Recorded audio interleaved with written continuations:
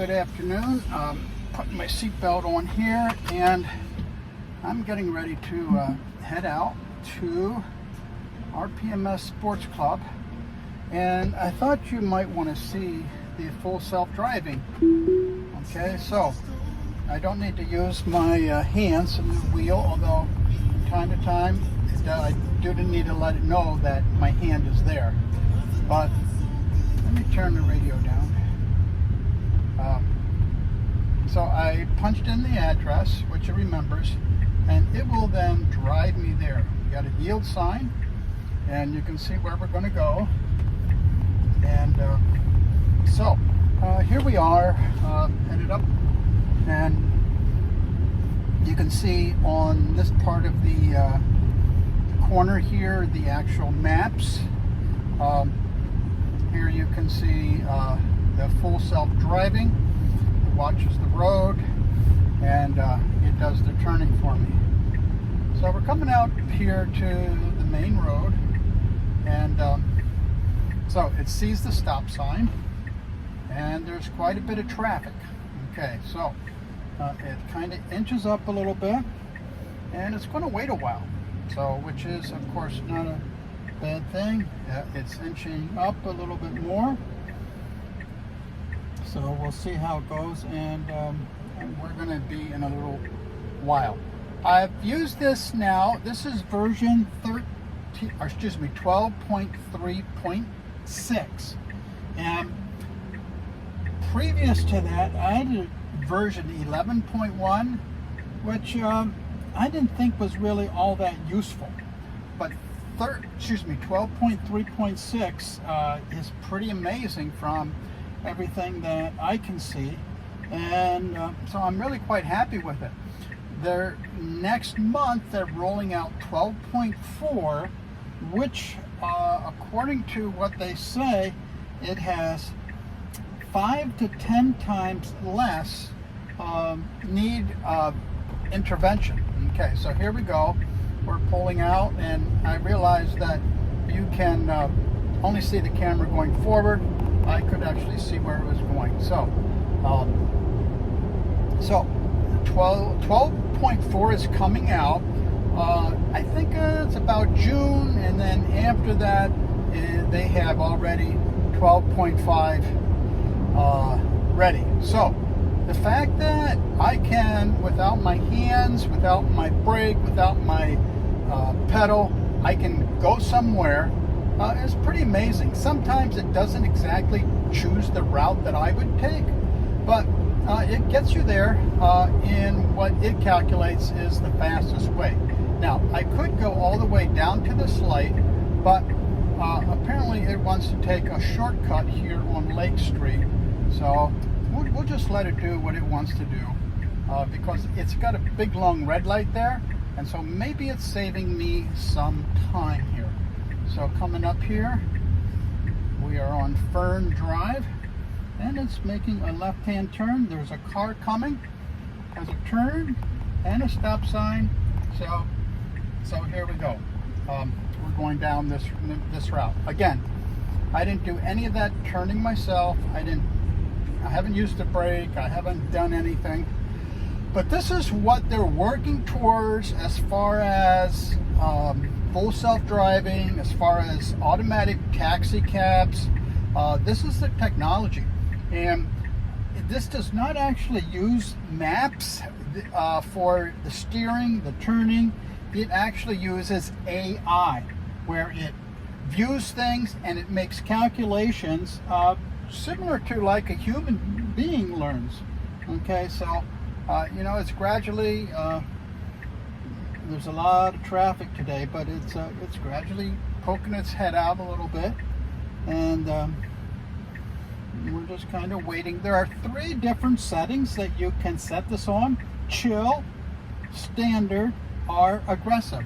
I have it on standard, and so it's not being too aggressive on this, and we'll see what happens when it decides that it's safe to go out.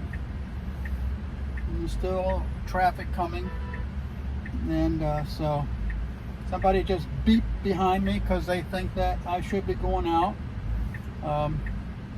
but I'm just letting the full self-driving go. So, so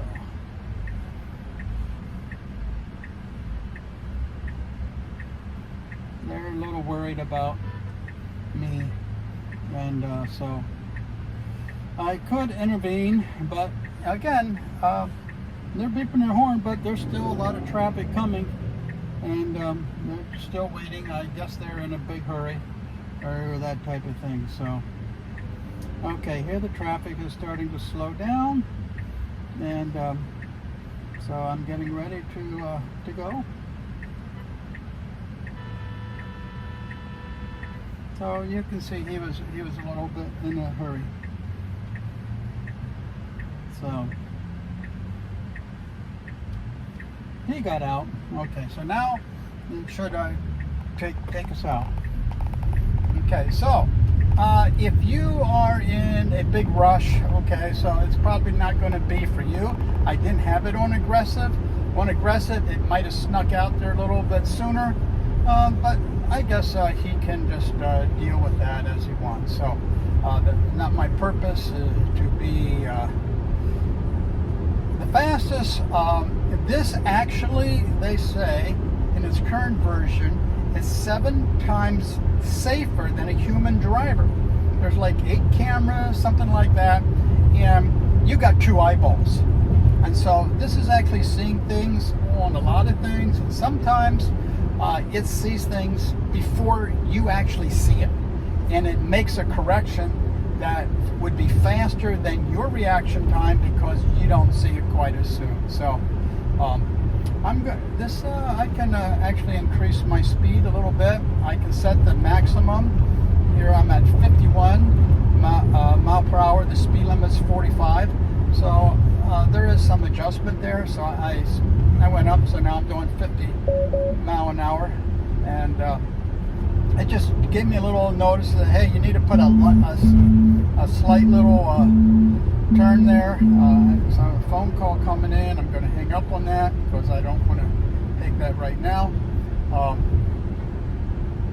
So, well, you can see I'm just going to be going down this road. I got 2.5 miles on this road, and so far I've done no intervention on all of the driving. Again,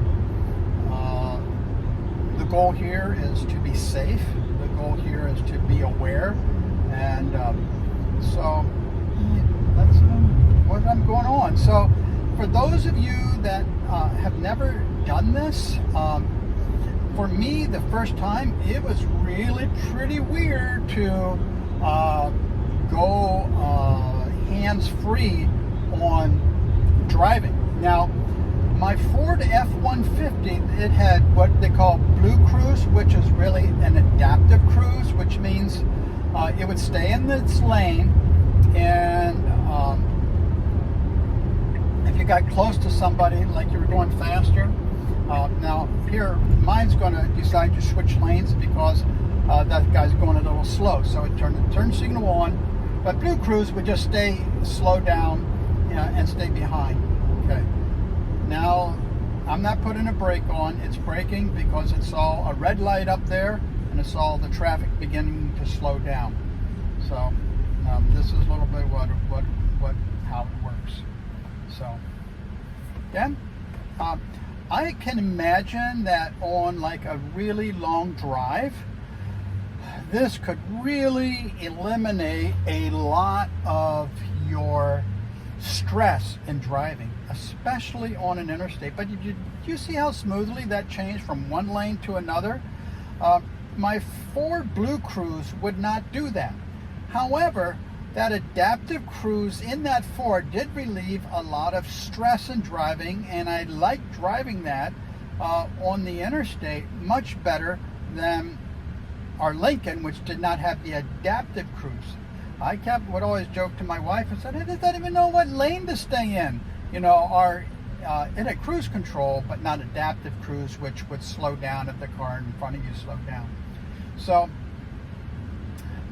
I believe that in 10, 15, maybe 20 years, that this type of technology will probably be mandatory in vehicles because of the safety factor.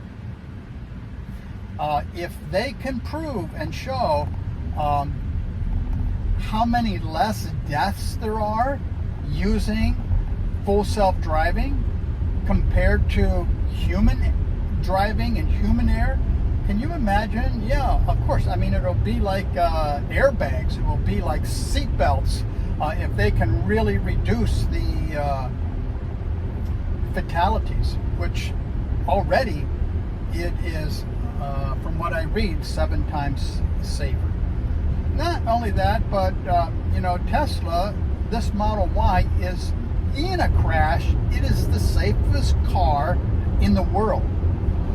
That may be one of the reasons why it's the #1 best-selling model in the world as well.